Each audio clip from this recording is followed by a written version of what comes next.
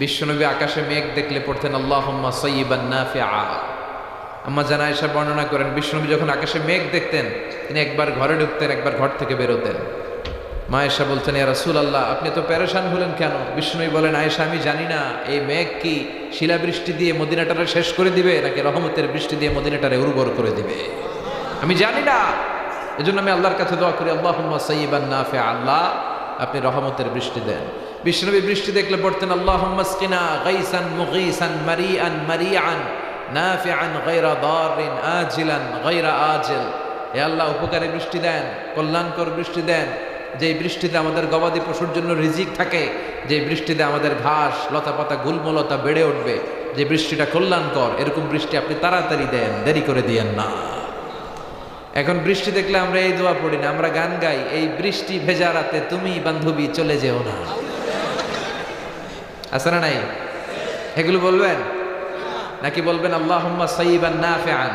আমার সাথে সাথে পড়েন, আল্লাহুম্মা সাইয়্যিবান নাফিআন, আল্লাহুম্মা সাইয়্যিবান নাফিআন।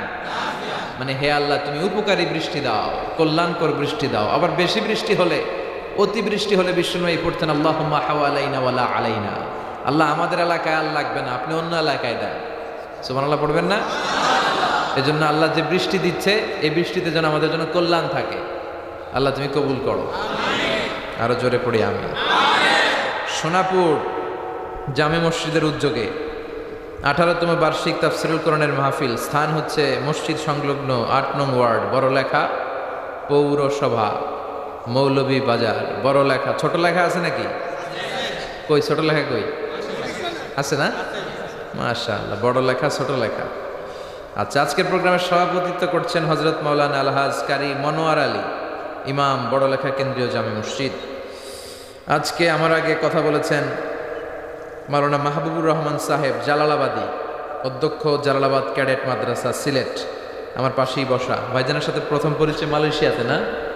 ভাইজান মালয়েশিয়াতে যান, ওখানে ঈদের নামাজ পড়ান, কিছু তাফসীর প্রোগ্রামের অ্যারেঞ্জ করে। ওনার বড় ভাই আবার হাফিজুর রহমান সাহেব, অধ্যক্ষ ঝিঙ্গাবাড়ি ফাজিল ডিগ্রি মাদ্রাসা, অত্র এলাকার কৃতি সন্তান। দুই ভাই চমৎকার আলোচনা করে, ঠিক কিনা? কেউ কারোর চেয়ে কম না, কথা কন। আল্লাহ ইসলামের পক্ষে এই দুইটা কণ্ঠ যেন আরো বলিষ্ঠভাবে ভূমিকা পালন করতে পারে, তুমি তৌফিক দাও।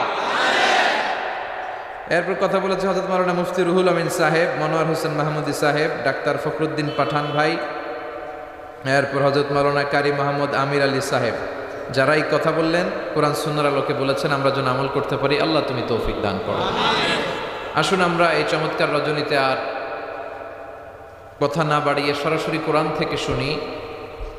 আমি আমার খুতবার শুরুতে সূরাত আল বাকারার 124 নম্বর আয়াত তেলাওয়াত করেছি। এই আয়াতের আলোকে কিছু কথা আজকে রাতে আমরা শুনব, যেন আমাদের জীবনে এই কথাগুলো রিফ্লেক্ট করে, ফোকাস করে এবং জীবনটাকে এনলাইটেন করে, আলোকিত করে।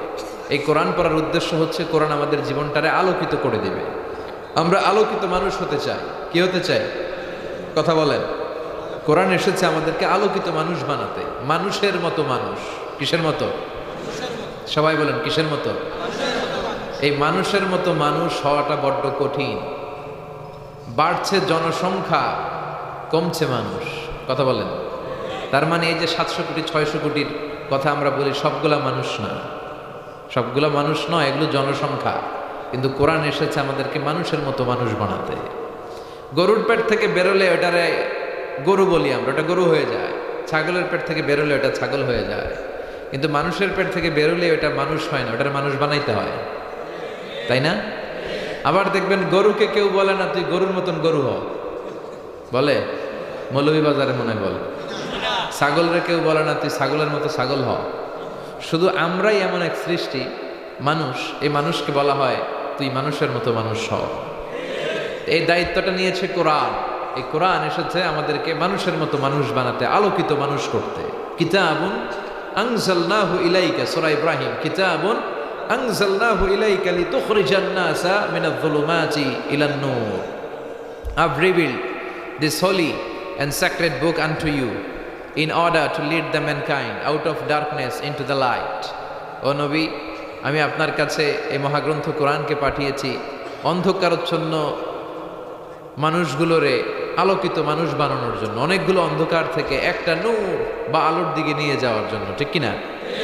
এজন্য কোরআন পড়লে, কোরআন মানলে ওই লোকটা ভদ্র হয়, ওই লোকটা আল্লাহওয়ালা হয়, ওই লোকটা দেশপ্রেমিক হয়, ওই লোকটা টেন্ডারবাজ হয় না, ওই লোকটা চাঁদাবাজ হয় না, ওই লোকটা কখনো দুর্নীতি করে না, ওই লোকটা সরকারি টেবিলের উপর দিয়া নিচ দিয়া ঘুষের আদান প্রদান করে না, ওই লোকটা ধর্ষণ করে না, ছিনতাই করে না, এই লোকটা কখনো খাদ্যে ভেজাল দেয় না, মাছে ফরমালিন দেয় না, ওজনে কম দেয় না, কারণ সে মানুষের মতো মানুষ, ঠিক কিনা? এখানে আলো কমে গেল কেন? এখানে কি হ্যাঁ আসবে আসবে জেনারেটর আসতেছে। তো এই জন্য আমরা যেন কোরআনের সাথে সম্পর্ক বাড়াই। এই বাংলাদেশে এই তাফসির মাহফিলের যেই রেওয়াজ বা কালচার, এটা পৃথিবীর কোথাও নাই। আমরা বাইরেও মাঝে মাঝে কিছু কিছু জায়গায় বক্তব্য করি, তবে এইরকম না। এই বৃষ্টি পড়তেছে, এই তেরপাল বিছানো, এই প্রধান বক্তার আগমন, শুভেচ্ছার স্বাগতম, এলাকাবাসীর পক্ষ থেকে লাল গোলাপ শুভেচ্ছা, এক জায়গায় লাল গোলাপ ফুল পাই না, খালি প্লাস্টিকের ফুল হইতে দেখেন, কিন্তু তাজা তাজা লাল গোলাপ দেয় নাম করে খুব কম। মাঝে মাঝে কিছু কিছু জায়গায় অ্যারেঞ্জ করে, কিন্তু খুব বলে যে লাল গোলাপের শুভেচ্ছা। তো এই যে আমাদের ট্র্যাডিশন, এটা আমাদের বাংলাদেশের ট্র্যাডিশন। শীতকালে বৃষ্টি হোক, ঝড় হোক, তুফান হোক, আমরা ছুটে যাই কোরআন থেকে শুনতে। পৃথিবীর অন্যান্য দেশে হয় শর্ট তাস্কিরা, খুব অল্প সময়ের, half an hour. The lecturer will come in the conference room, he deliver his lecture or conduct the presentation, then the audience will start to throw the question to the speaker. উনি একটা ছোট্ট বক্তব্য দেয়, এরপর সবাই প্রশ্ন, QA বলে এটাকে, questioning answering session. Then they all go out, finish. কিন্তু এরকম বিকেল থেকে অনেক আলোচকরা আসবে, আলোচকের শেষ নাই। 4-5 জনকে তো এরকম পোস্টারে নাম দেয়, এরপর লেখা থাকে আরো অন্যান্য ওলামায়ে কেরামগণ বয়ান করবেন, ঠিক কিনা? এই ট্র্যাডিশনটা কিন্তু অন্য জায়গায় নাই। It's a blessings, it's a রাহমা, এটা আল্লাহর পক্ষ থেকে বারাকা। এজন্য আমি সবসময় বলি যে তাফসির মাহফিলটারে ক্লাস মনে করতে হবে। কি মনে করতে হবে? ধরে ধরে খুঁটে খুঁটে এগুলো যাতে আমরা বুঝে নিই যে এটা দ্বারা আল্লাহ এটা বুঝিয়েছেন, এটা থেকে আমাদের জীবনে এই শিক্ষা, তাহলে জীবনটার আলোকিত করবে কে? আল্লাহ। আমরা যেন মানুষের মতো মানুষ হতে পারি, আমরা যেন আলোকিত মানুষ হতে পারি। আজকের এই বসাকে, এই সোনাকে তুমি আমাদের নাজাতের ওসিলা বানাও। সূরাতুল আল বাকারা হচ্ছে কোরআনের সবচাইতে ছোট্ট সূরা। হ্যাঁ, কেউ কোনো প্রতিবাদ করে না? হ্যাঁ, কোরআনের সবচেয়ে বড় সূরা। এই সূরার ভেতরে এমন একটা আয়াত আছে যে আয়াতটা সবচেয়ে শ্রেষ্ঠ আয়াত। আয়াতটার নাম আয়াতুল কুরসি। মুখস্থ আছে না? পড়েন আপনারা? বিশ্বনবী বললেন, মান কারা আয়াতাল কুরসি দুবুরা কুল্লি সালাতিন মাকতুবা লাম ইয়ামনাহু মিন দুখুলিল জান্নাতি ইল্লাল মাউত। প্রত্যেক ফরজ সালাতের পরে যারা আয়াতুল কুরসি পড়ে, তার জান্নাতে যাওয়ার ক্ষেত্রে আর কোনো কিছু বাধা থাকে না, একটি জিনিস ছাড়া, সেটা হচ্ছে মরণ। লোকটা মরে না তাই জান্নাতে যায় না, মরলেই জান্নাতি। পড়বেন আয়াতুল কুরসি, নাকি সালাম ফেরানোর পরে আমিন ইয়া আরহামার রাহিমিন এগুলো করবেন? তাসবিহ পড়বেন। আব্দুল্লাহ ইবনে আমর ইবনে আল-আস বলেন, রাআইতু রাসূলুল্লাহ সাল্লাল্লাহু আলাইহি ওয়াসাল্লাম ইয়াকিদুত তাসবিহা বিয়ামিনিহি। আমি আল্লাহর রাসূলকে ডান হাতের আঙ্গুলের গিড়া এরকম তাসবিহ পড়তে দেখেছি সালাতের পরে। সুবহানাল্লাহ পড়েন। এই সালাতের পরে লম্বা সময় তাসবিহ পড়বেন। লা ইয়াজালু লিসানুকা রাতবান মিন যিকরিল্লাহ। বিষ্ণু বললেন, জিহ্বাটারে আল্লাহর জিকির দিয়ে ভিজায় রাখো। তাহলে জীবনটারও রহমত দিয়ে ভিজায় দিবে কে? আমরা যেন সবসময় আল্লাহর স্মরণ আমাদের হৃদয়ে রাখতে পারি। হৃদয়ে রাখবেন কি? কলবে থাকবে কি? আল্লাহ বিযিকরিল্লাহি তাতমাইন্নুল কুলুব। কোনো কিছু দ্বারা অন্তরের প্রশান্তি ঘটে না, অন্তরের প্রশান্তি হয় আল্লাহর জিকির দিয়ে। এজন্য কলবে আমরা জিকির বসাবো, আয়না টায়না বসাবো না। আপনারা আয়না বসান নাকি? অনেক এলাকায় বসায়। কি বলে জানেন? আয়না বসাইয়া দে মোর, ওই যে মুখস্থ তো সবার। আয়না বসানো যাবে? আয়না ফায়না বলতে কিছুই নাই, এগুলো ফালতু কথা। আসেন এই সব কুসংস্কার, সুপারস্টিশনস, এগুলো থেকে আমরা বেরিয়ে আসি। এই বাংলাদেশের কুসংস্কার আছে না নাই? আমরা যখন ছোট ছিলাম আমরা শুনতাম ওই যে পরীক্ষার হলে যাওয়ার আগে যদি কেউ ডিম খায়, সে নাকি পরীক্ষায় ডিম পায়। মৌলভীবাজারে আলহামদুলিল্লাহ এগুলো বলে টলে না। হ্যাঁ বলে, আসলে কিন্তু ভুয়া কথা। এগুলো কোরআনেও নাই, হাদিসেও নাই। পরীক্ষার হলে যাওয়ার আগে ডিম বেশি বেশি খাবেন। আমি যত পরীক্ষা দিয়েছি জীবনে, সব পরীক্ষার দিন সকালে ডিম খেয়ে যেতাম, পরীক্ষা দিয়েই ফার্স্ট হয়ে যেতাম। তার মানে প্রমাণ হলো এটা ভুয়া কথা, ঠিক কিনা? এরপর দেখেন, ছোটবেলা শুনতাম যার মাথার মধ্যে 2 গিট আর 2 বিয়া আছে এই এলাকাতেও। হ্যাঁ, এগুলো বিশ্বাস করবে না মা বোনেরা, যাদের কারণে আমার মাইকের আওয়াজ যায়, এগুলো বিশ্বাস করা যাবে? এরপরে জট কলা পাওয়া যায় মৌলভীবাজারে। এটার ব্যাপারে একটা সুপারস্টিশন আছে যে জট কলা খাওয়া যাবে না, এবং এটার দামও কম। মানে একটার দাম দিয়ে 2টা পাওয়া যায়। কথা কম। এই জট কলা খাইলে নাকি 2 বাচ্চা হয় একসাথে। এই কথাটা ছোটবেলা শুনে আমার কাছে খুব ইন্টারেস্টিং মনে হতো। আমি বলতাম তাহলে তো আরো ভালো, একবারে 2 কাম সারলো। মানে 2 বারের কষ্টের যে জ্বালা, আল্লাহ বলেছেন ওয়াহানান আলা ওয়াহান, বোঝার পরের বোঝা, এটা বাবা সহ্য করে না, সহ্য করে কে? আহা, 2 বছর দুধ বাবা খাওয়ায় না, খাওয়ায় কে? ওগো মা তুমি এই ধরনের শ্রেষ্ঠ নেয়ামত, তোমারই পদতলে রয়েছে জান্নাত। ওগো মা তুমি এই ধরনের শ্রেষ্ঠ নেয়ামত, তোমারই পদতলে রয়েছে জান্নাত। ঠিক কিনা?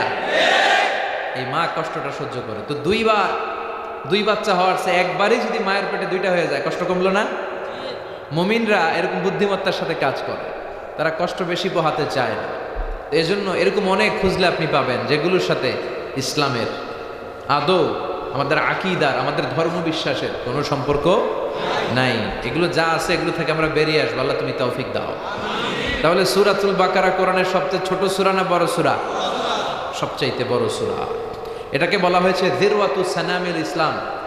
ওটের মধ্যে, ওটের পিঠটা দেখবেন এরকম উঁচু, এটারে ওটের কুজ বলে। কি বলে? এই ওটের কুজের সাথে বিশ্বনবী সূরাতুল বাকারাকে তুলনা করেছে। সুবহানাল্লাহ পড়েন। ওটের সবচেয়ে উঁচু অংশ হচ্ছে ওটের পিঠের কুজ। আবার আমাদের দেশে কুরবানির গরুকে এমন নাদুস নুদুস করে খাওয়ায়, এটার পিঠে একটা কুচ ওঠে। কথা কন। এই কুচটা যেহেতু ওটের সবচেয়ে উঁচু, বিশ্বনবী বললেন সূরাতুল বাকারাটাও সব সূরার চেয়ে সবচেয়ে উঁচু সূরা, সবচেয়ে বড় সূরা। চিল্লায় পড়েন আল্লাহু আকবার। এই বাকারার, সূরাতুল আল বাকারার 124 নম্বর আয়াতে আল্লাহ তাআলা উনি ওনার প্রিয় নবী, রসুল এবং খলিল সৈয়দনা ইব্রাহিম আলাইহিস সালামের জীবনীতে কি কি ঘটিয়েছেন তার একটা ইঙ্গিত দিয়েছেন। আসুন এই ইঙ্গিত থেকে আমরা আমাদের জীবনের পাথেও কুড়িয়ে নেই, আমরা আমাদের জীবনের জন্য মেসেজগুলো নোট করে নেই, আমরা আমাদের জীবনের জন্য রিমাইন্ডারগুলো নিয়ে জীবনটারে আলোকিত করি। রাজি আছেন তো? আল্লাহ বললেন ওয়াইদ ইবতালা ইব্রাহিম রাব্বু, বিশ্বনবীকে ডাক দিলেন, ও নবী স্মরণ করেন সেই সময়ের কথা যখন আপনার রব সৈয়দনা ইব্রাহিম আলাইহিস সালামকে কিছু পরীক্ষা নিয়েছিল, বিকালিমাতিন, অনেকগুলো বাক্যের, অনেকগুলো বিষয়ের, ফাআতাম্মাহুন্না, আর সৈয়দনা ইব্রাহিম প্রতিটা বিষয়ের পরীক্ষায় সফলতার সাথে উত্তীর্ণ হয়ে গেলেন। ক্বালা, আল্লাহ বললেন ইন্নী জাইলুকা লিন-নাসি ইমামা, ইব্রাহিম আমি মানুষের জন্য তোমারে নেতা বানায় দিলাম। সুবহানাল্লাহ পড়েন। নেতা হওয়া এত সোজা না, খালি মাইকে অ্যানাউন্স করলে আর নেতৃত্ব চাইলেই নেতা হওয়া যায় না। নেতা হতে হলে নিজেকে প্রমাণ করে করে নেতা হতে হয়। বিশ্বনবী যেমন নেতা ছিলেন, তিনি মক্কার জামিনে কষ্ট করেছেন, ডিফেন্সিভ অ্যাটিটিউডে চলেছেন, মানবতার বন্ধু ছিলেন, সমাজ সংস্কারক ছিলেন, গণমানবের নেতৃত্ব দিয়েছেন। মদিনাতে যে মদিনায় সর্বপ্রথম খাদ্য সমস্যার সমাধান করেছেন, মদিনাতে কয়েকটা কমিউনিটি ছিল, সেখানে সিকিউরিটি নিশ্চিত করেছেন। এইভাবে ওনারা নেতৃত্ব দিয়েছিলেন। চিল্লায় বলেন ঠিক কিনা? ঘরে বসে বসে আর লম্বা বক্তব্য দিলে নেতা হওয়া যায় না। সৈয়দনা ইব্রাহিম আলাইহিস সালাম এমনি নেতা হন নাই, কষ্টি পাথরে যাচাই করে করে আল্লাহ তাআলা ওনাকে বাছাই করেছেন। আল্লাহ বললেন ইব্রাহিম তোমার আমি অনেকগুলো পরীক্ষা করেছি জীবনে, আর তুমি তো সবগুলো পরীক্ষায় পাশ করেছো। এই আয়াত দিয়ে আল্লাহ তাআলা বিশ্বনবীকে সান্ত্বনা দিচ্ছেন আর বুঝাতে চাচ্ছেন, ও নবী আপনার জীবনে পরীক্ষা, আপনি তায়েফের জমিনে যে পাথরের আঘাত খেয়েছেন, বিশ্বনবী পাথরের আঘাত খায় নাই।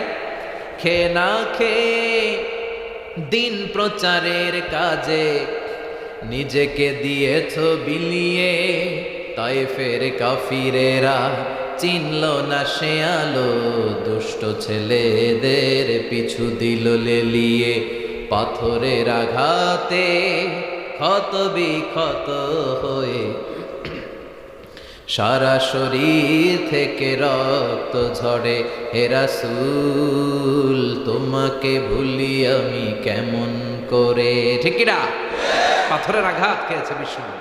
সালাতে দাঁড়ালে এই পেয়ারা নবীর কাঁধে পচা উটের নারিয়ার ভুঁড়ি চাপিয়ে দেয়া হতো, একের পর এক গালবন্ধ করা হতো, গণক বলে গালি দেয়া হতো, মুহাম্মদ তুমি গণক, আনতা কাহিন, গণক, আনতা মাজনুন তুমি পাগল, আনতা শায়ের তুমি কবি, আনতা আবতার তুমি লেস কাটা।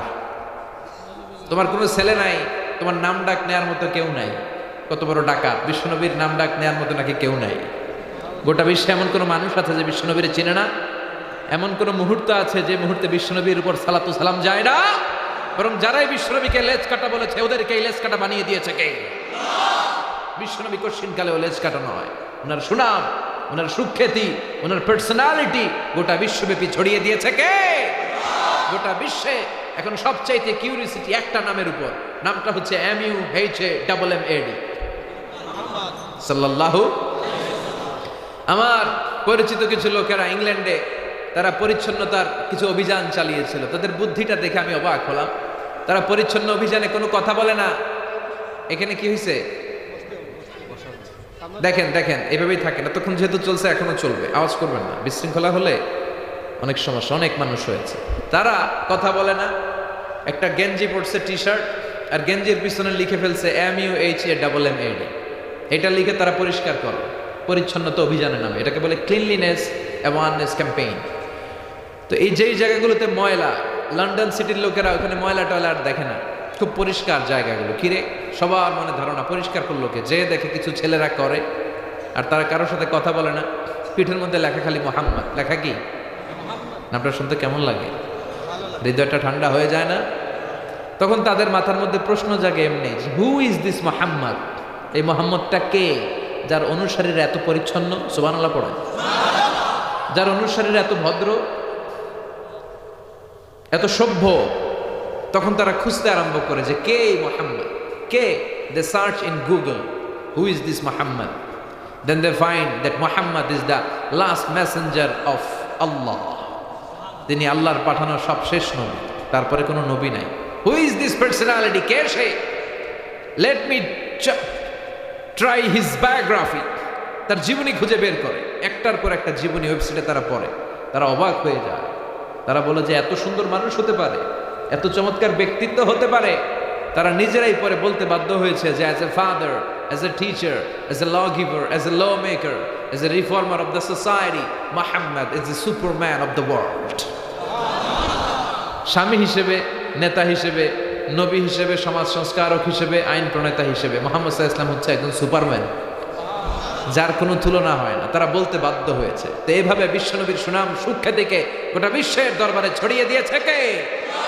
এই জন্য বিশ্বনবীরে আবতার বলো না, বিশ্বনবীরে লেস কাটা বলে কোনো লাভ হবে না, বিশ্বনবীর বিরুদ্ধে কার্টুন বানিয়ে লাভ হবে না, বিশ্বনবীর নামে ব্যঙ্গাত্ম করে ফিল্ম বানিয়ে কোনো লাভ হবে না, বিশ্বনবীর পারিবারিক জীবনে নিয়ে উল্টাপাল্টা কথা ব্লগের মধ্যে লিখে বেশি সুবিধা করতে পারবা না। বরং বিশ্বনবীর যারা গালি দিয়েছিস তোদের বংশকে নির্বংশ করে দেবে আল্লাহ।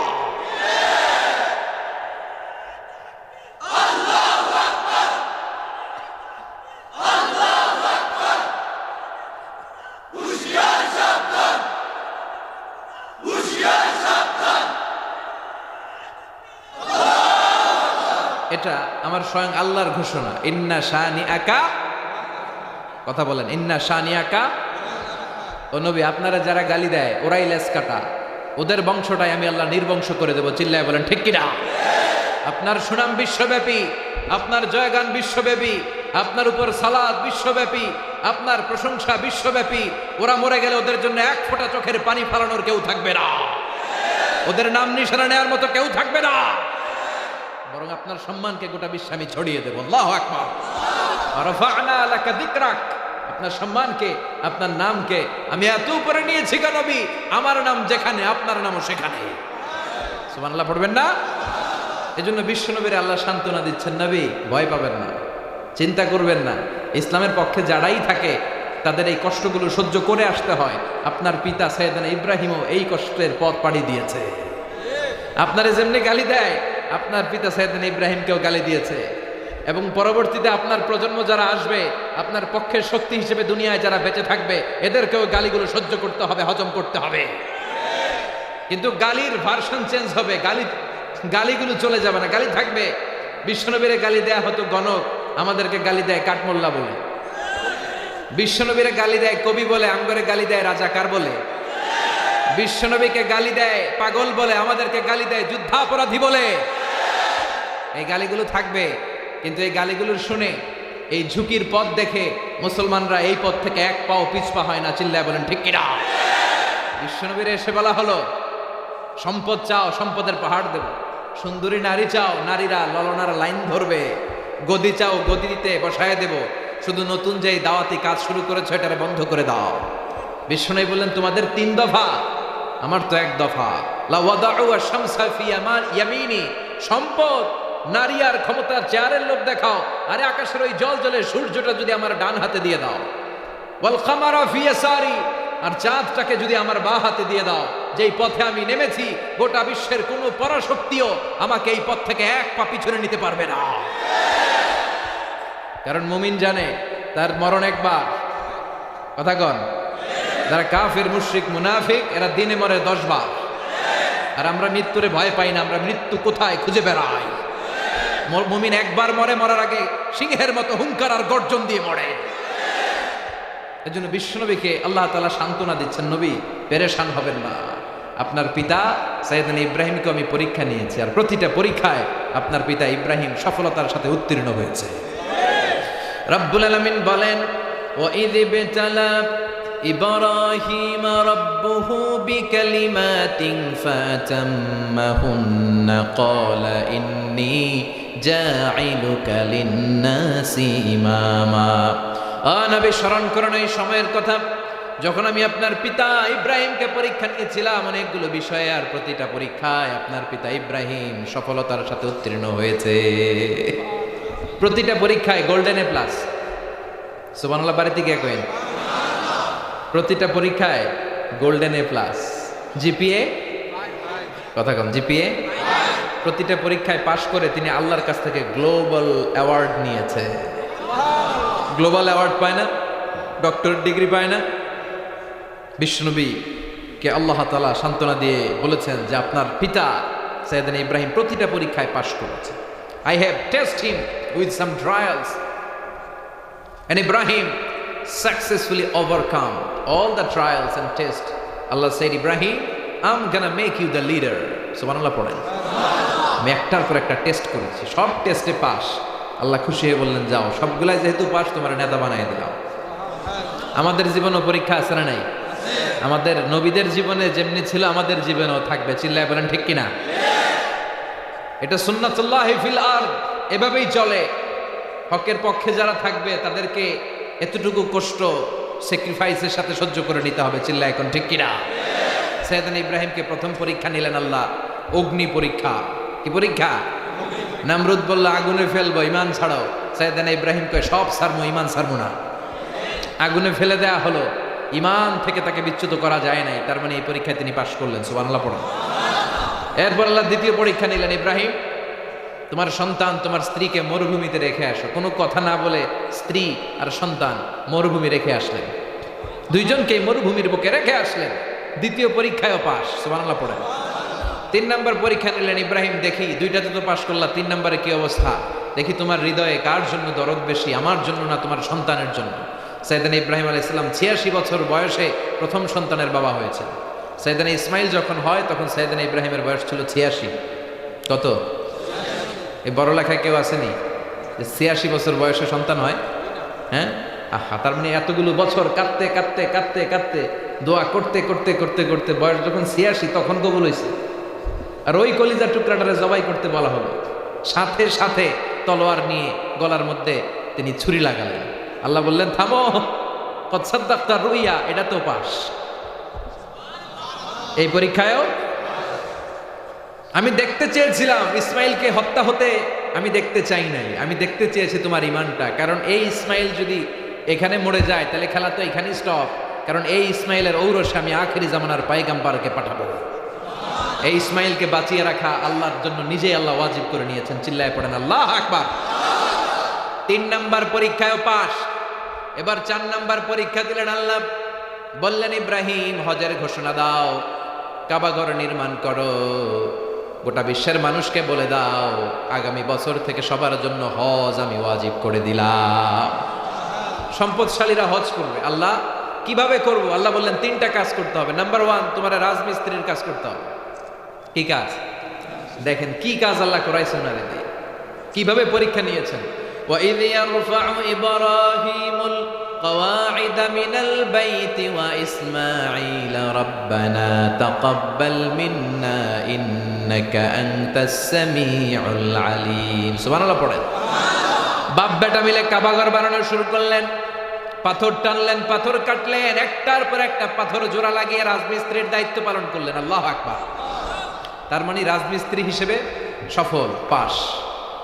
আল্লাহ বললেন ইব্রাহিম এবার ঝাড়ুদারের চাকরি করতে হবে। কিসের চাকরি? কথা বলেন। আল্লাহ বললেন তাহহিরা বাইতি আলিত তাইফিনা ওয়াল আকিফিনা ওয়ার রুকআইস সুজুদ।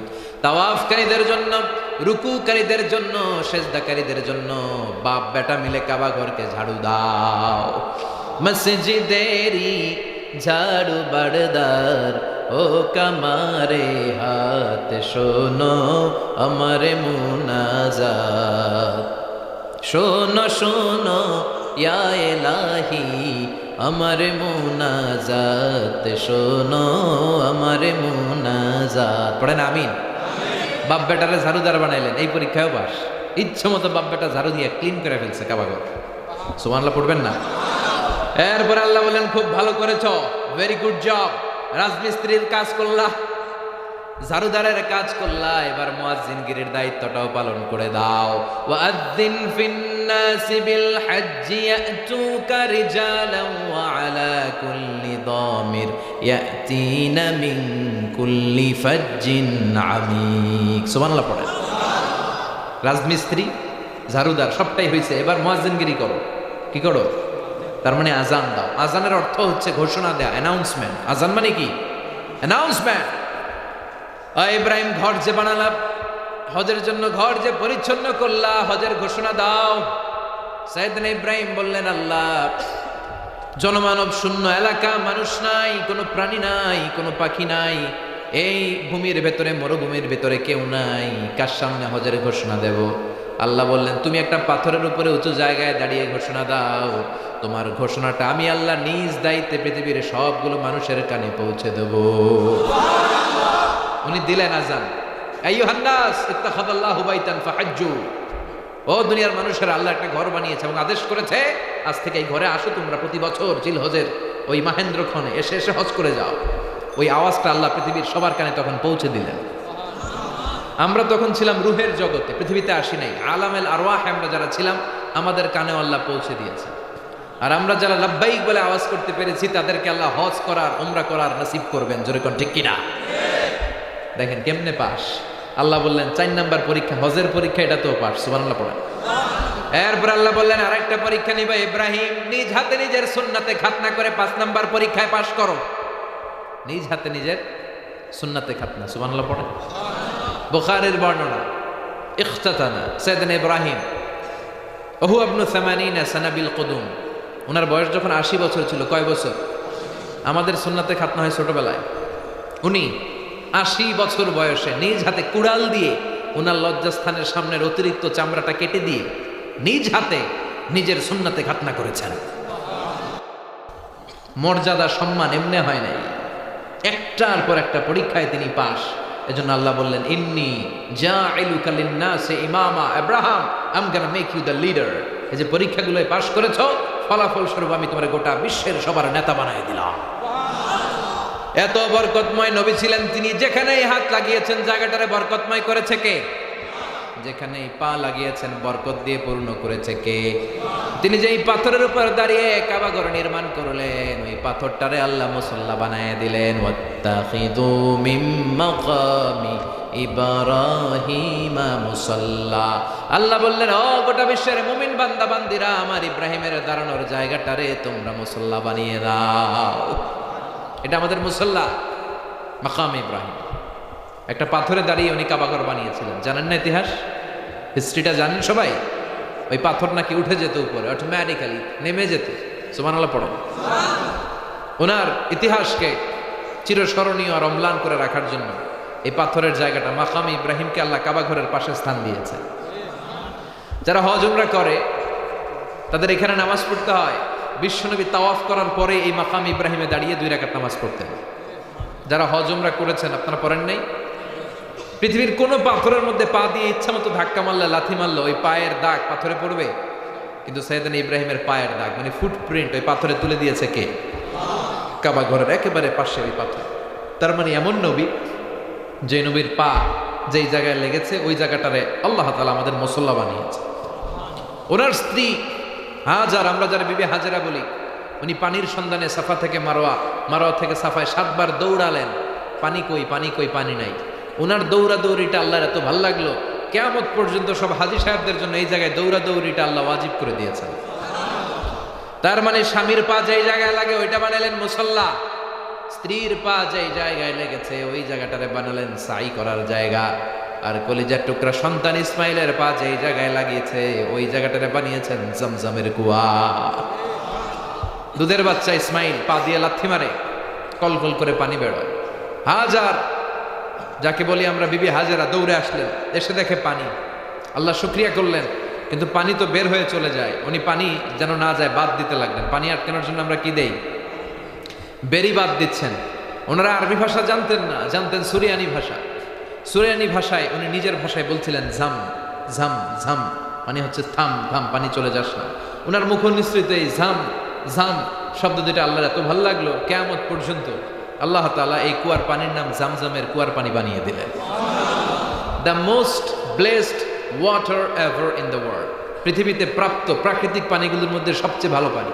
পৃথিবীর সবচেয়ে ভালো পানির মধ্যে পানি হচ্ছে ভূগর্ভস্থ পানি, যেটা অনেক নিচ থেকে পাওয়া যায়, এটা খুব ফ্রেশ। আরেকটা হচ্ছে ডাবের পানি, আর এই সবগুলোর চেয়ে শ্রেষ্ঠ হচ্ছে এই জামজামের পানি। বিশ্বনবী বলেছেন মা উ জামজাম লিমা শুরিবা লাহু, যে রোগের নিয়তে জামজাম খাবেন ওই রোগ ভালো করে দিবে কে? আবার বিশ্বনবী বলতেন ইন্নাহা মুবারাকা, এই পানিটা বরকতের পানি। ইন্নাহা তুআমু তুআমিন ওয়া শিফাউ সুকমিন, এই পানি খেলে শুধু তৃষ্ণা নিবারণ হয় না, এই পানি খেলে পেটের ক্ষুধাও দূর হয়ে যায়। পৃথিবীর সব পানি খেলে শুধু তৃষ্ণা নিবারণ হয়, কিন্তু জমজমের পানি খেলে ক্ষুধাও নিবারণ করে দেয় কে? আবার আল্লাহ বললেন ওয়াজআলনা ফি যুররিয়াতিহিন নুবুওয়াতা ওয়াল কিতাব, এই নবী এমন নবী যেই নবীর বংশে আমি অনেক কিতাব দিয়েছি, যেই নবীর বংশে আমি অনেক নবী দান করেছি। সুবহানাল্লাহ। এই পৃথিবীতে যত নবী আছে তার বেশিরভাগ সাইয়েদনা ইব্রাহিম আলাইহিস সালামের নাতিপুতি। সুবহানাল্লাহ করতে পারলেন না? 2 ছেলে, প্রথম ছেলের নাম ইসমাঈল, দ্বিতীয় ছেলের নাম ইসহাক। বলেন প্রথম ছেলের নাম কি? দ্বিতীয়টা? প্রথমটা? দ্বিতীয়টা? কিন্তু ইসমাইলের চ্যানেলে আল্লাহ কোনো নবী টবি দেয় না, সব নবী এসেছে ইসহাকের চ্যানেলে। হাজার হাজার পয়গম্বর এখানে এসেছে, আর সব নবীরা বলতো যে শেষ নবী হবে এমন নবী, তিনি হবেন শ্রেষ্ঠ নবী। এই চ্যানেলেই খালি নবী আর নবী আর নবী আর নবী। এই চ্যানেলে ইসমাইল আলাইহিস সালামের ঔরসে কোনো নবী নাই। এরা নবী পাইতে পাইতে বেশি অহংকারী হয়ে উঠছিল এই চ্যানেল। এরা মনে মনে ভাবছে যে শেষ নবী যেটা আসবে এটাও এদিক দিয়ে আসবে, কারণ খালি নবী এদিক দিয়ে আসে। আর এই চ্যানেলের গালে দিত, কইতো এটা আটকুরা চ্যানেল, এটাতে কোনো নবী টবি নাই। কিন্তু আল্লাহর কি খেলা, আল্লাহ নবী পাঠাতে পাঠাতে পাঠাতে পাঠাতে পাঠাতে সাইয়েদনা ঈসা পর্যন্ত এসে স্টপ করে শ্রেষ্ঠ যেই নবীটা ওইটার আর এদিক দিয়ে পাঠালেন না, ওইটা ইসমাইল আলাইহিস সালামের চ্যানেলে পাঠিয়ে দিলেন। এজন্য আমরা হচ্ছে বানি ইসমাঈল, আমরা কি? আর এরা হচ্ছে বানি ইসরাইল। ইহুদি, খ্রিস্টান, ইসলাম, 3 ধর্মের গোড়া লাগছে ইব্রাহিম আলাইহিস সালামের দিকে। 3টাই আল্লাহর দেয়া ধর্ম, 3টারে বলে অ্যাব্রাহামেটিক ফেইথ। তবে ইহুদি খ্রিস্টান ওরা শরিয়ার উপর চলে নাই, সব উল্টাপাল্টা করে ফেলাইছে ইচ্ছে মতো। কিন্তু আমাদের কোরআনের একটা অক্ষরও চেঞ্জ হয় নাই। গোটা বিশ্বের সবাই মিলে একটা অক্ষর চেঞ্জ করতেও পারবে না। চিল্লা এখন ঠিক কিনা? কোরআনের সবগুলো পাতা যদি আগুন দিয়ে জ্বালিয়ে দেয় পৃথিবী থেকে কোরআন শেষ হয়ে যাবে। হাফেজদের হৃদয়ে কোরআন আছে না নাই? যদি আগুন লেগে ধ্বংস হয়ে যায়,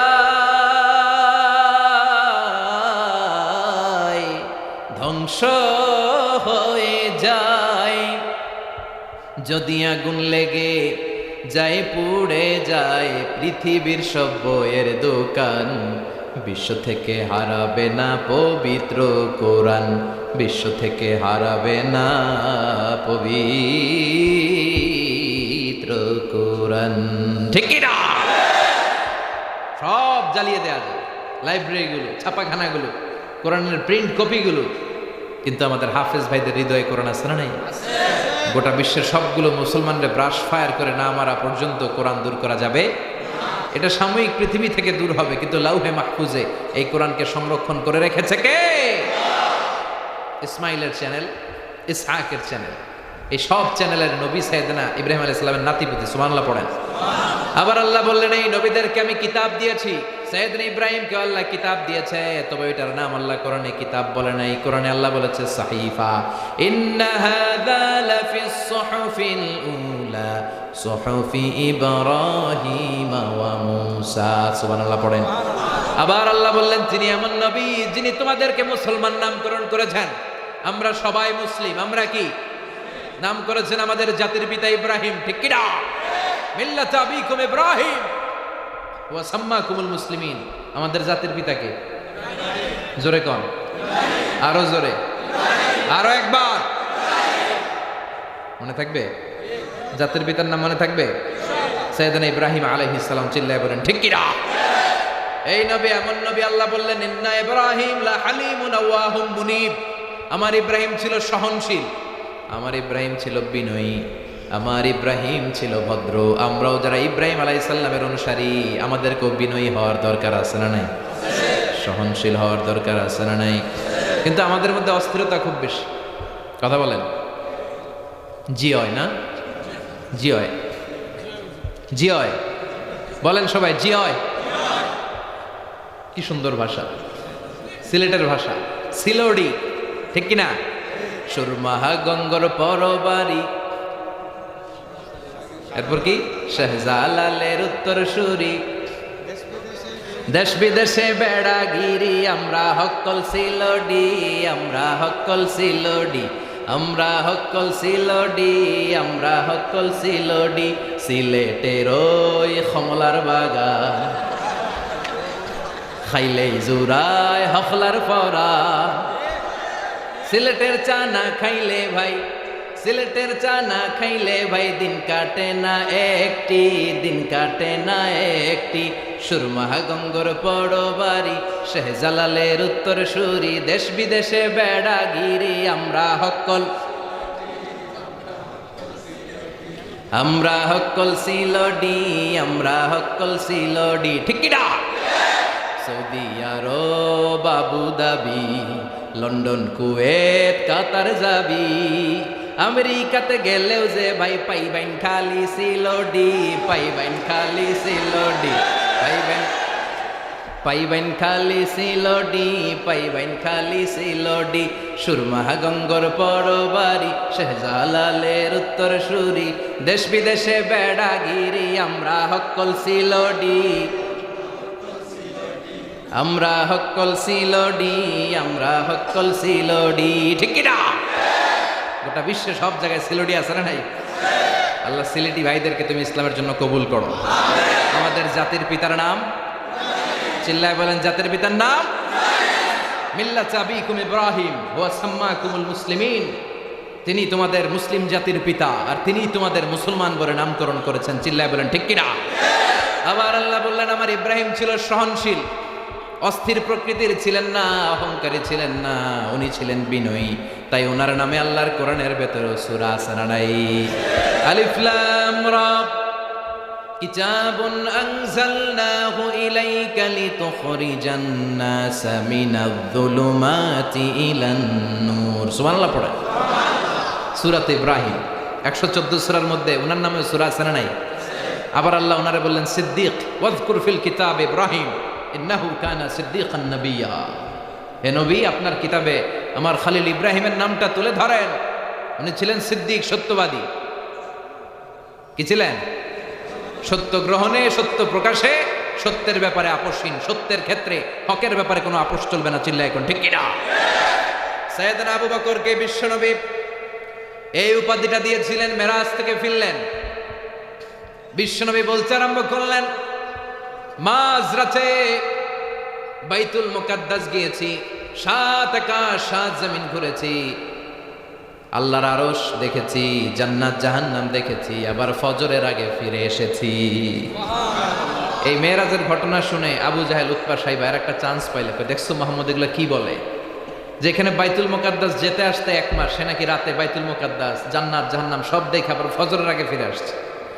চলো সবাই মিলে আবু বকরের ধরি আর এই গাজাখুরি গল্প শোনাই, নাউজুবিল্লাহ পড়েন। সবাই যে বলে, আবু বকর দেখো তোমার বন্ধু কি বলে, এতদিন যা বলছে কোন রকম মেনে নিলাম, আজকে কি বলে, কি বলে আমার বন্ধু, তোমার বন্ধু নাকি মাঝরাতে বাইতুল মুকাদ্দাস গিয়েছে, সব নবীদের নামাজের ইমামতি করেছে, 7 আকাশ ঘুরেছে, জান্নাত জাহান্নাম আরশ দেখে আবার ফজরের আগে নাকি ফিরে এসেছে। সাইয়েদনা আবু বকর বললেন, আকালা নবিয়ুনা হাযা, আমাদের নবী, আমার পেয়ারা নবী কি একথাই বলেছে? সবাই বলল হ্যাঁ, তিনি এটাই বলেছে। সাইয়েদনা আবু বকর দ্ব্যর্থহীন কণ্ঠে ঘোষণা করলেন, আমার বিশ্ব নবী যদি বলে থাকে তিনি সত্য বলেছে, এই কথায় কোনো মিথ্যা নাই, এটা সত্য, এটা মহা সত্য। বিশ্বনবী খুশি হয়ে গেলেন, বলেন, আবু বকর মিনাল ইয়াউম আনতা লাস্তা আবু বকর ফাকাত, আজ থেকে তুমি শুধু আবু বকর নও, আজ থেকে তুমি আবু বকর সিদ্দিক। সত্য গ্রহণে, সত্য প্রকাশে সত্যের লড়াকু সৈনিকদেরকে বলা হয় সিদ্দিক। চিল্লায় বলেন ঠিক কি না?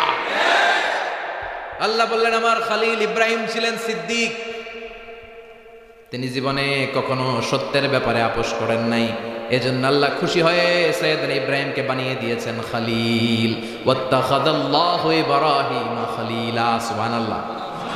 ইব্রাহিম আলাইহিস সালামকে বানালেন খলিল, আর বিশ্বনবীরে বানালেন হাবিব। বিশ্বনবীরে কি বানালেন? ইব্রাহিম আলাইহিস সালামকে বাপ হইল খলিল, পোলা হইল, কথা কোন, বাপ ছেলে। খলিল মানে দোস্ত, হাবিব মানেও দোস্ত। খলিল মানে এমন দোস্ত, এমন বন্ধু যে বন্ধু আল্লাহরে খুশি করার জন্য কাজ করে, আর হাবিব মানে এমন বন্ধু যে বন্ধুরে খুশি করার জন্য আল্লাহ নিজেই কাজ করে। এই বাপ বেটার মধ্যে মিল আছে না নাই? অনেক দিক দিয়ে এই দুজনের মিল আছে। প্রথম মিল হচ্ছে এদের ফেস কাটিং এ মিল। সুবহানাল্লাহ কইবেন না? সাইয়েদনা ইব্রাহিম আলাইহিস সালাম আর বিশ্বনবী দেখতে একরকম ছিল। আমরা জান্নাতে যে দেখবো ইনশাআল্লাহ, জান্নাতে যে শুধু নবীদেরকে না, আমরা আল্লাহরেও দেখবো। আল্লাহ বলবেন, এই জান্নাতীরা, নাজ নেয়ামতের বর্ণনা কোরআনে যা পেয়েছো বুঝে পেয়েছো কি?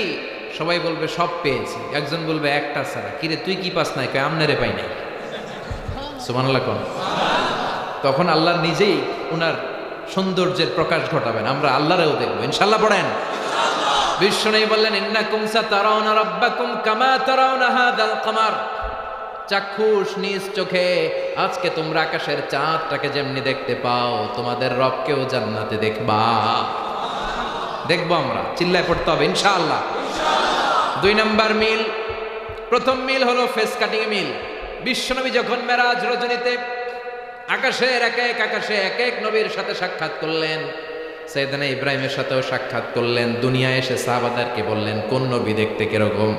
বলতে বলতে যখন সাইয়েদনা ইব্রাহিমের বর্ণনা দিতে গেলেন, বিশ্বনবী বুখারীর বর্ণনায় বললেন, আম্মা ইব্রাহিম ফানজুর ইলা সাহিবিকুম, কেউ যদি ইব্রাহিমের চেহারার বর্ণনা শুনতে চাও, আমি বিশ্বনবীর চেহারার দিকে তাকাও। আমি দেখতে যেমন, আমার বাপ ইব্রাহিমও তেমন। আবার এই দুইজনের ক্ষেত্রে আল্লাহ বলেছেন উসওয়ায়ে হাসানা, উত্তম আদর্শ। লাকাদ কানা লাকুম ফি রাসূলিল্লাহি উসওয়াতুন হাসানা, তোমাদের জন্য বিশ্বনবীর জীবনের ভেতরে আদর্শ আছে না নাই? আবার বললেন উসওয়াতুন হাসানা ফি ইব্রাহিম, বিশ্বনবী যেমনি তোমাদের মডেল, সাইয়েদনা ইব্রাহিম মডেল, ঠিক কি না? আমাদের মডেল নবীরা, কোন কবিরা না, গায়ক গায়িকারা না, কোন সিঙ্গাররা না, কোন রাজনীতিবিদরা নয়, কোন সেলিব্রিটিরা নয়, কোন ক্রিকেটার নয়, কেউ আমাদের মডেল নয়। আমাদের মডেল হচ্ছে নবীরা। চিল্লায় বলেন ঠিক কি না? নবীরা আমাদের মডেল, তারা আমাদের অনুপম অনুকরণীয় আদর্শ। তারা যেই পথে চলেছেন আমরাও চলবো ওই পথে, তাহলে আমাদের জীবনটারে কবুল করবে কে? আবার বাপ বেটা দুইজনই ইসলামের জন্য অনেক কষ্ট করেছেন। বাপ বেটা দুইজনই কাবা ঘর নির্মাণ করেছেন। সাইয়েদনা ইব্রাহিম করেছেন শেষকালে, বিশ্বনবী করেছেন ছোটবেলায়। সুবহানাল্লাহ। কিন্তু দুইজনই করেছেন। আবার বাপ বেটা দুইজনই হিজরত করতে বাধ্য হয়েছে, নিজ এলাকায় থাকতে পারেনি। সাইয়েদনা ইব্রাহিম হিজরত করেছেন, জন্ম হয়েছিল ইরাকের বাবেল নগরীতে, বাবেল থেকে গিয়েছেন ফালাস্তিন, ফালাস্তিন থেকে মিশর, মিশর থেকে ফালাস্তিন, সেখান থেকে আবার মক্কা। এভাবে একটার পর একটা শহর বন্দর তিনি ছুটে বেরিয়েছেন। নিজ এলাকায় থাকতে পারে নাই। অনুরূপভাবে বিশ্বনবীও জন্মস্থান মক্কায় থাকতে পারে নাই, চেয়েছিলেন, জোর করে বের করে দেয়া হয়েছে। এই দুইজনের রক্ত যাদের গায়ে থাকবে, তাদের প্রজন্ম হিসেবে যারা নিজেরা দাবি করবে, এরাও নিজ এলাকায় থাকতে পারবে না। এদেরকেও হকের পক্ষ নেওয়ার অপরাধে নিজ এলাকা থেকে বহিষ্কৃত করা হবে। এরা নিজ এলাকায় থাকতে পারবে না, নিজ আত্মীয়দের সাথে দেখা করতে পারবে না, ছেলে মেয়ে একদিকে থাকবে আরেকদিকে। নিজ দেশে পরবাসী আছে না নাই? মৌলভীবাজারে আছে না নাই? বড়লেখায় আছে না নাই? তো নবীরা মানতে পারছে, আমরা পারবো না? ওই নবীদের রক্ত আমাদের গায়ে আছে না নাই? আমরা ওই নবীদের রুহানি সন্তান, চিল্লায় বলেন ঠিক কিনা? তো দমায় রাখবা কি দিয়ে? তুমি কিসের ভয় দেখাও? মুমিনের অন্তরে আল্লাহর ভয় ছাড়া কারো ভয় নাই। যারা আল্লাহরে ভয় পায় তারা কাউরে ভয় করে না। কোনো জেল, জারিমানা, কোনো গুম, ক্রসফায়ার, ফাঁসির ভয় দেখিয়ে মুমিনকে দমিয়ে রাখা যায় না। মুমিন ভয় পায় কারে? বিশ্বনবী ভয় পেতেন কাকে? সাইয়েদনা ইব্রাহিম ভয় পেতেন কাকে? আমাদের স্যাক্রিফাইসের মাত্রা যত বাড়বে, বিজয়ের সময়টা কাছে আসতে থাকবে। চিল্লায় বলেন ঠিক কিনা? তার মানে বাপ বেটা দুজনেই নিজ এলাকায় পরবাসী। এরপরে বিশ্বনবী বললেন, আমি মদিনা শরীফের হুদুদুল হারাম নির্ধারণ করে দিয়েছি, যেমনি আমার পিতা সাইয়েদনা ইব্রাহিম মক্কার হুদুদ নির্বাচন করেছে। সুবহানাল্লাহ। আবার বাপ বেটার দেখেন, বাপ বেটার বাবা সাইয়েদনা ইব্রাহিম হলো সব নবীদের পিতা, আর ওনার সন্তান সাইয়েদনা মুহাম্মদুর রাসূলুল্লাহ, উনি হলেন সব নবীদের নেতা। বাবা হচ্ছে নবীদের পিতা, ছেলে হচ্ছে নবীদের নেতা। বাপ বেটাই সব লেগে গেছে। এজন্য দুই বাপ বেটার জন্য আমাদের স্পেশাল দোয়া আছে না নাই? প্রত্যেক সালাতে আমরা এই দুই বাপ বেটার জন্য দোয়া করি আর বলি, আল্লাহুম্মা সাল্লি আলা ওয়া আলা আলি কামা সাল্লাইতা ওয়া আলা আলি ইন্নাকা। ও আল্লাহ, আপনি বিশ্বনবীর উপর, তার ফ্যামিলির উপর রহমত করেন, যেমনি সাইয়েদনা ইব্রাহিম ও তার ফ্যামিলির উপর রহমত করেছেন। আল্লাহুম্মা বারিক আলা ওয়া আলা আলি কামা বারাকতা আলা ওয়া আলা আলি ইন্নাকা হামিদুম মাজিদ। আল্লাহ, আপনি সাইয়েদনা ইব্রাহিম ও তার বংশের উপর যেমন ভাবে বরকত দিয়েছেন, বিশ্বনবী ও তার পরিবার বর্গের উপর বরকত নাজিল করেন। এই দুরুদের নামটাও এই নবীর নামে। দুরুদের নাম কি? কথা কয় না। দুরুদের নাম কি? কষ্ট হচ্ছে? বৃষ্টি কি কমছে? আহা, চলতেছে এখনো সব জিন। বৃষ্টি কি আছে? আলহামদুলিল্লাহ। তাকবীর দেওয়া যাবে? জি হয়। তাকবীর দেন, লিল্লাহে তাকবীর। এজন্য নবীরা আমাদের মডেল। এই নবীদের জীবনী গ্রন্থ আমাদের পড়তে হবে। কোরআনের কত জায়গায় যে এই নবীর কথা আল্লাহ বলেছে। সাইয়েদনা ইব্রাহিম আলাইহিস সালাম নিজের সাথে বোঝাপড়া করে করে তিনি মহাসত্যের সন্ধান পেয়েছেন। আল্লাহর সন্ধান তিনি কেমনে পেলেন? আমাদের কিন্তু এই পরীক্ষা দেয়া লাগে না।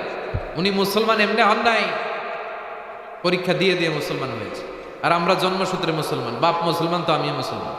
কথা কন, গরু খাওয়া মুসলমান আছে না নাই? আমি জন্মেছি, আমার কানে আজান শুনলাম।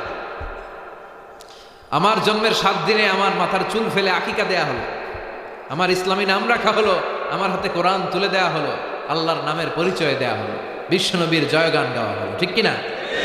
আমরা তো সেই মুসলমান, সব রেডিমেড। সব কি রেডিমেড? ওনারটা হয়েছে কাস্টম মেড। কাস্টম মেড বুঝেন? যেটা মাপ দিয়ে বানায় ওটার বলে কাস্টম মেড, আর যেটা বাজারে এমনি পাওয়া যায় এটার বলে রেডিমেড। তো আমাদের ইমান হচ্ছে রেডিমেড ইমান, আর সাইয়েদনা ইব্রাহিমের ইমান হচ্ছে পাক্কা ইমান, কাস্টম মেড ইমান।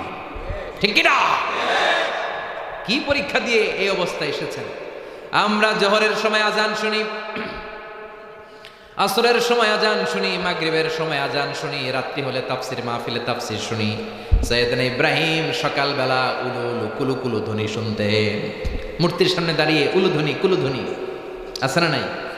উনি দেখতেন আশেপাশের লোকেরা গাছের পূজা করে, মাছের পূজা করে, সূর্যের পূজা করে, তারার পূজা করে। উনি দেখতেন যে গাছের পূজা করছে লোকজন, উনি তন্ময় হয়ে তাকিয়ে থাকতেন, লোকেরা গাছের পূজা করে কেন? কেন গাছের পূজা করে? উনি ভাবতেন যে গাছ কি আমার রব? পরে দেখে না, লোকজন পূজা শেষে যখন ঘরে লাকড়ি আর কাঠ দরকার, কোপাইয়াই গাছ কেটে ফেলে।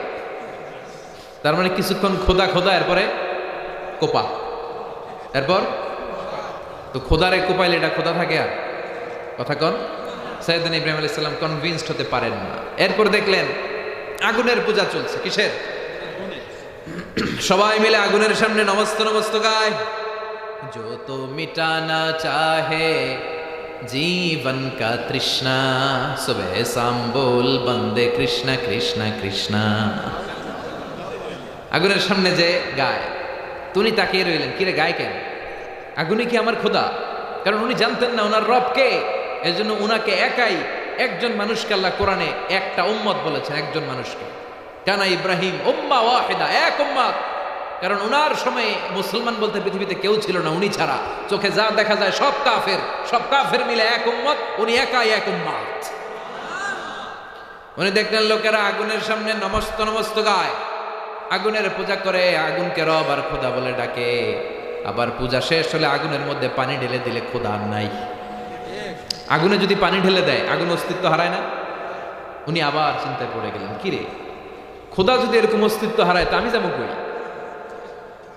খোদার যদি এই দশা হয় আমার হবে কি দশা? এটা তো ওনার মন মানে না।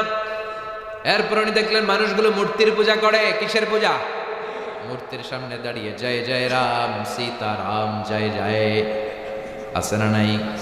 ওম নমঃ ভগবতে বাসুদেবায়, বুদ্ধাং শরণং গচ্ছামি, ধম্মং শরণং গচ্ছামি, নির্বাণাং পরমং সুখং নির্বাণাং পরম শান্তি, ওম শান্তি। এরকম কিছু মন্ত্র আছে না ওনাদের? ওনারা সাজিয়ে নিয়েছে ওনাদের মতো। সাইয়েদনা ইব্রাহিম দেখলেন এরকম মন্ত্র পড়ে মূর্তির সামনে দাঁড়িয়ে। উনি নিজেকে বুঝাতে পারেন না, কিরে মূর্তির পূজা তারা কেন করে? এই মূর্তিগুলো তো দেখলাম সকালবেলা নিজেরাই বানাইছে, নিজেরা বানাইয়া ওইটারই খোদা করে ডাকে। খেয়াল করে উত্তর দেন। আমি মাটি আর কাদা নিয়ে, আমি মিজানুর রহমান আজহারি, আমি কাদার মাটি দিয়ে একটা মূর্তি বানালাম সুন্দর করে, মূর্তিটারে ডিজাইন করলাম, ফুল টুল দিয়ে সাজালাম। এরপর মূর্তির সামনে দাঁড়িয়ে বুদ্ধাং শরণং গচ্ছামি শুরু করে দিলাম। তো এই যে মূর্তিটারে আমি বানালাম আমার হাতে, এই মূর্তি আমার স্রষ্টা না, আমি মূর্তির স্রষ্টা। এটার বানাইছে কে? আমি। তো এটার খোদা কে? আমি। কথা বুঝেন নাই? সাইয়েদনা ইব্রাহিম উত্তর খুঁজে পায় না। যারা বানায় তারা আবার কেমন করে এর খোদা বলে ডাকে। উনি মিলাতে পারেন না। উনি ওয়ালাইকুম আসসালাম রাহমাতুল্লাহ, উনি মিলাতে পারেন না। উনি বললেন হায় হায় ঘটনাটা কি, এরকম হচ্ছে কেন? সাইয়েদনা ইব্রাহিম কোনোভাবেই নিজেকে বোঝাতে পারেন না, আমি এটারে বানালাম, আবার আমি কেন এটার পূজা করি? কোনোভাবে নিজের প্রশ্নের উত্তর খুঁজে পায় না। আপনাদের মনোযোগ আছে না গেছে? আমার দিকে তাকাচ্ছেন তো? শুনতেছেন? জি হয়? কষ্ট হচ্ছে না? শেষ করে দেই? কেমন আছেন? আহলান আহলান, বসেন। আহলান আসসালাম, ওয়ালাইকুম আসসালাম। তো উনি নিজেকে বুঝাতে পারেন না, কিরে আমি বানাইলাম, আমি এটার খোদা না মূর্তি আমার খোদা? আমি মূর্তির কথা কয় না, আমি মূর্তির। তা আমি যদি মূর্তির খোদা হই, আমি এটার কাছে চাবো কেন? এটাই না চাবে আমার কাছে। কথা বলেন, মাথায় ধরে না। এরপর সাইয়েদনা ইব্রাহিম দেখলেন কিছু লোক গরুর পূজা করে। কিসের পূজা? আবার যখন গোশত খাওয়ার দরকার হয় ওই খোদারে জবাই করে। আবার জুতার দরকার হলে এই খোদার গায়ের চামড়া দিয়ে জুতা বানায়। কথা বলেন। অনেক হিন্দু ভাইরাও আমাদের আলোচনা শুনেন, আমি তাদেরকে রিথিঙ্ক, বিনয়ের সাথে, প্রত্যেকের ধর্ম স্বাধীনভাবে পালন করার অধিকার আছে, তবে রিথিঙ্ক, রিকনসিডার করা যেতে পারে। আপনি ভাবেন। আওয়াজ করে বড় লেখার ভাইরা উত্তর দেন তো, আমাদের হিন্দু ভাইয়েরা কি গরুর চামড়া দিয়ে বানানো জুতা পড়ে না? তাহলে খোদার গায়ের চামড়া দিয়ে জুতা বানাইছে। বেয়াদবি হয়ে গেছে না অনেক? সাইয়েদনা ইব্রাহিমের মাথায় ধরে না, লজিক্যালি মিলাতে পারেন না। আবার রাত্রিবেলায় তিনি দেখলেন আকাশের ধ্রুব তারা। فلما جن عليه الليل رأى كوكبا قال هذا ربي فلما أفل قال إني لا أحب الآفلين। রাতে যখন তারা দেখলেন ভাবলেন সবাই তারার পূজা করে, তাহলে তারাই আমার খোদা, তারাই আমার রব। আবার তারা যখন অস্তমিত হয়ে যায় তিনি বিপদে পড়ে যায়। তিনি বললেন যেইটা আমার ছেড়ে চলে যায় ওইটা আমার রব হতে পারে? রব যদি আমার ছেড়ে দৌড় দেয় আমি যাবো কই? কথা কন। তাহলে এটাও বাদ। এরপরে ফালাম্মা রাআল কামারা বাযিগান ক্বালা হাযা রাব্বি ফালাম্মা আফালা ক্বালা লা ইল্লাম ইয়াহদিনি রাব্বি লাআকুনান্না মিনাল কওমিদ দাল্লিন। সুবহানাল্লাহ। কিভাবে একটার পর একটা বোঝাপড়া করে তিনি এগিয়েছেন। এরপরে যখন পূর্ণিমার চাঁদ দেখলেন ওইটা আরো উজ্জ্বল, আরো জ্বলে, আরো চমৎকার, ওইটা দেখে উনি ভাবলেন তাহলে মনে হয় এটাই আমার রব। আবার চাঁদ যখন অস্তমিত হয়ে যায় তিনি বললেন আমার রব যদি আমার পথ না দেখায় আমি পথ খুঁজে পাবো? আমি যদি কোনোদিন পথ ভুলে যাই হাতছানি দিয়ে কাছে নিও, মমতার বন্ধনে আমায় বেঁধে সব ভুল ক্ষমা করে দিও। পড়েন আমিন। চাঁদকেও বাদ দিলেন। এবার সকালে উঠল সূর্য।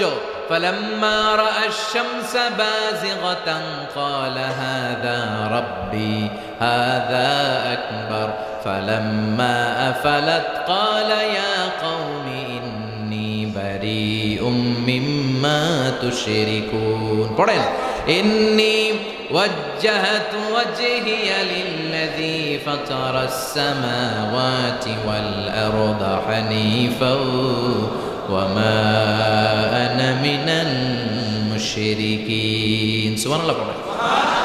এবার সকালবেলা পূব আকাশে যখন জ্বলে সূর্যটা উঠলো তিনি বললেন তাহলে এটা আমার রব, কারণ এটা সবচেয়ে বড়, ঠিক কিনা? আবার বিকেল বেলা পশ্চিম আকাশে গুধূলি লগ্নে যখন সূর্যটা ডুবে যায় তিনি বললেন যেটা ডুবে যায় এটা আমার রব হতে পারে? উনি একটার পর একটা বাদ দিলেন, মাছ বাদ দিলেন, গাছ বাদ দিলেন, আগুন বাদ দিলেন, মূর্তি বাদ দিলেন, গাভী গরু বাদ দিলেন, ধ্রুবতারা বাদ দিলেন, চাঁদ বাদ দিলেন, সূর্য বাদ দিলেন, একটাও রইল না। তখন উনি মিলালেন যে মহাবিশ্বের দিকে এত সুন্দর সিস্টেমেটিক অর্ডারে এই পৃথিবীটা চলে। It proves that someone is controlling everything in the world. এটাই প্রমাণ করে একজন আছে মহাশক্তিধর, সব রাজার বড় রাজা, মহারাজা, মহাব্যবস্থাপক, তার নিয়ন্ত্রণে, তার আদেশে গোটা বিশ্বের সবকিছু এক নিয়মে চলে। এরকম একজন থাকতেই হবে। উনি বললেন যদিও আমি ওনারে দেখি না, ওনার দিকে আমি আমার মুখ ফিরালাম। উনি আমার রব, রবই আমার সব, ঠিক কিনা? আল্লাহ আমার রব, এই রবি আমার সব। দমে দমে তনু মনে তারি অনুভব। তোমার দুনিয়াতে আমি যেদিকে তাকাই অথই নেয়ামাতে ডুবে আছি সবাই। পাখ পাখালির গানে শুনি তাসবিহ কলো রব, তাসবিহ কলো রব। আল্লাহ আমার রব, এই রবি আমার সব। চিল্লায় বলেন ঠিক কিনা? কিভাবে আল্লাহরে পেলেন?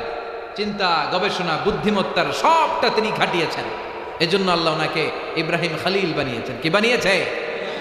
এরপরে নমরুদের আগুনে যখন ওনারে ফেলানো হলো, আগুন থেকে রক্ষা করলো কে? ওই আল্লাহ আজও বেঁচে আছে না নাই? আমরাও যারা বিপদে পড়ি, জুলুমের শিকার, আমাদেরকেও বাঁচাতে পারে কে? নাকি আল্লাহর ক্ষমতা কমে গেছে? আল্লাহ বুড়া হয়ে গেছে? আগের ক্ষমতা নাই? ঠিক আগের মতো ক্ষমতা আছে না নাই? মুসার মতো ঈমান হলে রাস্তা হবে সাগর জলে, নবী ইউসুফের মতো ঈমান হলে একে একে দরজা খোলে। নবী ইব্রাহিমের মতো ঈমান যদি আজ থাকে বিদ্যমান, অগ্নিকুণ্ডে দেখতে পাবে খুবসুরত এক ফুলবাগান। ঠিক কিনা? আগুনের মধ্যে তিনি ফুলবাগান বানাতে পারে, কিন্তু ঈমানটা সাইয়েদনা ইব্রাহিমের ঈমানের মতো হতে হবে। দুর্বল ঈমানদারের জন্য সাহায্য আসে না। সাহায্য আর আকাশ থেকে গায়েবী মদদ আসে পাক্কা মুমিনের জন্য। চিল্লায় বলেন ঠিক কিনা? যে ঈমানে প্রয়োজনে জ্বলে ওঠে না, যে ঈমান সত্য ন্যায়ের কথা বলে না, যে ঈমানে প্রয়োজনে জ্বলে ওঠে না, যে ঈমান সত্য ন্যায়ের কথা বলে না, যে ঈমান বাস্তবে নাই মুখে শুধু ফাঁকা বলি, কি করে তারে বলো ঈমান বলি, কি করে তারে বলো ঈমান বলি, কি করে তারে বলো ঈমান বলি। ঠিক কিনা? মুনাফিকের সব আলামত নিজের মধ্যে আর দাবি করে মুমিন, সে মুমিন নয়। চিল্লায় বলেন ঠিক কিনা? যে ঈমান দিন কায়েমের আন্দোলনের ধার ধারে না, যে ঈমান লেবাসধারী কোরআন হাদিস তাও পড়ে না, যে ঈমান খাজার নামে মাজার গড়ে ফুলুস কামায়, আছে না নাই? যে ঈমান শিরকিয়াতের আমল করে ভীত না হয়, যে ঈমান ইমানে ভুলে নাস্তিকতার মঞ্চে ওঠে, আছে না নাই? ঈমান বিক্রি করে দেয়, নেফাকির ঝান্ডা হাতে নেয়, এরকম গাদ্দার মুনাফিক এদেশে আছে না নাই? যে ঈমান ইমানে ভুলে নাস্তিকতার মঞ্চে ওঠে, যে ঈমান বাতিল মতের দোসর হয়ে ফায়দা লুটে, যে ঈমান শুধুই কেবল খায় দায় আনন্দ করে, যে ঈমান দেখে না যে ফিলিস্তিনে ভাইরা মরে, যে ঈমান ময়দানে নাই মুখে শুধু ফাঁকা বলি, কি করে তারে বলো ঈমানে বলি, কি করে তারে বলো ঈমানে বলি, কি করে তারে বলো ঈমানে বলি, ঠিক কি না? ঈমান হতে হবে পাকা ঈমান, ঈমান হতে হবে ঈমানের মতো ঈমান, যে ঈমান প্রয়োজনে জ্বলে উঠবে ঈমানের বলে। চিল্লায় বলেন ঠিক কি না? সাইয়েদনা ইব্রাহিম আলাইহিস সালামের ঈমানটা ছিল এমন ঈমান, এজন্য রব্বুল আলামিন বললেন, ও দুনিয়ার বিশ্বাসীরা, তোমাদের জন্য সাইয়েদনা ইব্রাহিমকে আমি মডেল বানিয়ে দিলাম। উনি ওনার জীবনে যত দোয়া করেছে কবুল করেছে কে? উনি দোয়া করেছেন, রব্বি জাআলনি মুকিমাস সালাতি ওয়া মিন যুররিয়াতি রব্বানা ওয়া তাকাব্বাল দুআ। আল্লাহ আমার নামাজ কায়েমকারী বানাও, আমার সন্তানরে বানাও, আমার দোয়া কবুল করো। কবুল করলো কে? উনি দোয়া করলেন, রব্বি হাবলি মিনাস সালিহিন, আল্লাহ তুমি আমার নেককার সন্তান দাও। যদিও দোয়াটার সাথে সাথে কবুল হয় নাই, ৮৬ বছর বয়সে সাইয়েদনা ইসমাইলকে দান করেছে কে? এজন্য সন্তান যদি না হয় এই দোয়াটা পড়বেন। কি পড়বেন? রব্বি হাবলি মিনাস সালিহিন। আগে বিয়ে করবেন, আগে এক লোক পীর সাহেব হুজুরের কাছে গেছে, হুজুর আমার জন্য সন্তান হয় দোয়া করেন। হুজুর দোয়া করে দিছে। এরপরের বছর আবার, হুজুর সন্তান যেন হয় দোয়া করেন। হুজুর আবার দোয়া করছে। এরপরের বছর আবার, হুজুরকে ঘটনাটা কি? বাবা বিয়ে করছে। কয় না, বিয়ে না করলে তোর সন্তান দিবে কে? আগে তো বিয়েটা কর, দেয়ার মালিক কে? কিন্তু অনেকে সন্তান আল্লাহর কাছে না চেয়ে মাজারে যে চায়, আছে না নাই? মাজার থেকে সন্তান পাওয়া যায়? পাওয়া যায়? কোন পীর সাহেব সন্তান দিতে পারে? বিশ্বনবী পারে না? বিশ্বনবী দিতে পারে? কে দিতে পারে? ইয়াহাবু লিমান ইয়াশাউ ইনাসা, আল্লাহ যারে চায় কন্যা দেয়। ইয়াহাবু লিমান ইয়াশাউ যুকুর, যারে চায় পুত্র দেয়। আও ইউযাওয়িজুহুম যুকরানা ওয়া ইনাসা, যারে চায় ছেলে মেয়ে দুইটাই দেয়। আর যারে দেয় না একটাও দেয় না। তিনি কে? আল্লাহ। এজন্য সম্পর্কটা যেন ওই জায়গায় আমরা বাড়াই, আল্লাহর সাথে আসল জায়গায় যেন কানেকশন থাকে। ওই জায়গায় সম্পর্ক লুজ তো দুনিয়া শেষ। ওইখানে সম্পর্ক করা গোটা বিশ্বের কেউ আপনার কিচ্ছু করতে পারবে না। এজন্য আল্লাহর সাথে সম্পর্ক বাড়াতে রাজি আছেন? সাইয়েদনা ইব্রাহিমের জীবন থেকে প্রথম শিক্ষা হলো আশ-শিরকু দিদ্দাত জিহাদ, আল জিহাদু দিদ্দাত শিরক। শিরকের বিরুদ্ধে জিহাদ ঘোষণা করতে হবে, ঠিক কি না? শিরকের সাথে মুমিনের কোনো আপোষ নাই। শিরক হলো সবচেয়ে বড় পাপ, সব পাপের বাপ। কথা কন। আল্লাহ সব গুনাহ মাফ করে, শিরকের গুনাহ মাফ করে? পাহাড় পরিমাণ গুনাহ নিয়ে আল্লাহর কাছে এসেছেন। আল্লাহ বলে, যদি শিরকের গুনাহ না থাকে আমি আল্লাহ পাহাড় পরিমাণ দয়া নিয়ে তোর কাছে হাজির হয়ে যাব। শিরকের সাথে আমাদের কোনো সম্পর্ক নাই। উনি পদে পদে শিরকের বিরুদ্ধে জিহাদ করেছেন। ওনারে বলা হলো, ইব্রাহিম চলো এক কাজ করি, পূজা দিতে যাই। আজকে রাষ্ট্রীয় পূজার অনুষ্ঠান। কিসের অনুষ্ঠান শুনতেছেন? ফানাযারা নাযরাতান ফিন নুজুম, তিনি আকাশের দিকে তাকালেন, বললেন, ইন্নী সাকিম, আমি অসুস্থ, মানে মানসিকভাবে অসুস্থ। একজন নবী যদি দেখে চারদিকে শুধু মূর্তির পূজা, উনি মানসিকভাবে সুস্থ থাকতে পারে? উনি বললেন, আমি অসুস্থ, তোমরা যাও। সবাই বলে, ঠিক আছে ইব্রাহিম, আমরা রাষ্ট্রীয় পূজার অনুষ্ঠানে পূজা দিতে যাই, তুই আমাদের ঘরের মূর্তিগুলারে পাহারা দে। সাইয়েদনা ইব্রাহিম রে দিছে দায়িত্ব মূর্তি পাহারা দেয়। লোক পাইছে একটা, ভালো না? যেই নবী আসছে তাওহীদকে প্রতিষ্ঠা করতে, ওই নবীকে দায়িত্ব দিছে মূর্তির পাহারা। উনি বলেন, ঠিক আছে জনমের পাহারা দিতাছি, যা। সবগুলো গেছে। এবার উনি ঘুরে ঘুরে মূর্তিগুলারে দেখে, দেখা যায় সবগুলো মূর্তি এরকম হা করে রয়েছে। সামনে অনেক জাতীয় খাবার, রসমলাই, দুধমালাই, মালাই চপ, রসগোল্লা, লাল জাম, কালো জাম, হ্যাঁ, দুধ ছানা মিষ্টি জিলাপি ফলটল থাকে না, তো উনি অবাক যে এতগুলো খাবার ওনাদেরকে দিয়ে রাখছে, মেহমানরা খায় না কেন? এক একটা মূর্তি দেখে আর অবাক হয়, এক একটাকে এক একভাবে সাজানো হয়েছে। উনি ভাবলেন যে মনে হয় নাগাল পায় না বা আমার দেখে লজ্জা পায়, একটা কাজ করি, আমি মিষ্টির বাক্সটা উপরের দিকে উঠাই। তো সাইয়েদনা ইব্রাহিম মিষ্টি সহ বাক্স নিয়ে বললেন খা, কিন্তু কোনো কাজ হয় না, এগুলো করে রয়েছে হা, এগুলো হা হা করে, মশা ঢুকে, মশা বেরোয়, মশাও মারতে পারে না। দাউফা তালিব ওয়াল মাতলুব, এদের কাছে যারা চায় নিজেরাও দুর্বল, এরাও দুর্বল, ঠিক কি না? সাইয়েদনা ইব্রাহিম ভাবলেন আমার দেখে শরম পাইছে, কাজ করি মিষ্টিটা তুলে ধরি, ওগুলো হা করে আছে। সাইয়েদনা ইব্রাহিম বললেন খা। আলা তাকুলুন ফারাগা ইলা আলিহাতিহিম, কোরআন থেকে বলছি খাবি না? তো মূর্তিগুলো তো হা, ওইটাই ওই অবস্থায় আছে, ওরা তোর কথা বলতে পারে না। সাইয়েদনা ইব্রাহিম বললেন খা, কথা কয় না। এবার উনি বললেন মা লাকুম লা তানতিকুন, কথা কস না কে? হয় খা নয় কথা কয়, খায়ও না কথাও কয় না। আপনার ছেলে কান্না ধরছে, আব্বু চকলেট খাবো, তো চকলেট কিনে দিলেন, এবার চকলেট নিয়ে দাঁড়ায় আছে, খায় না, কান্দে খালি, কে রে বাপ চকলেট খা, খায় না। কেন খাবি না? কথাও কয় না, খায়ও না কথাও কয় না, বাকি আছে কোনটা? হ্যাঁ, উনি তাই করলেন, মারতে শুরু করলেন। সামনে পেলেন কুঠার দিয়ে মায়ের শুরু, আইজো মায়ের কাইলো মায়ের, জন্মের মায়ের। মারতে মারতে যতগুলো মূর্তি ছিল সবগুলো ভেঙে ফেললেন। মারতে মারতে বড় মূর্তিটার সামনে যেয়ে দেখে ওইটা দাঁড়ায় আছে, ওইটারও মারার জন্য পদক্ষেপ নিলেন, কিন্তু কি যেন ভেবে থেমে গেলেন। এরপর মনে মনে ভাবলেন এক কাম করে এটার বাসায় রাখি, এটা কামে লাগবে। হাতের যে কুঠারটা ছিল সবগুলোর মায়েরা কুঠারটা বড়টার কান্দে ঝুলাই রাখলেন। সবাই এসে দেখে সর্বনাশ, একটা মূর্তিও নাই।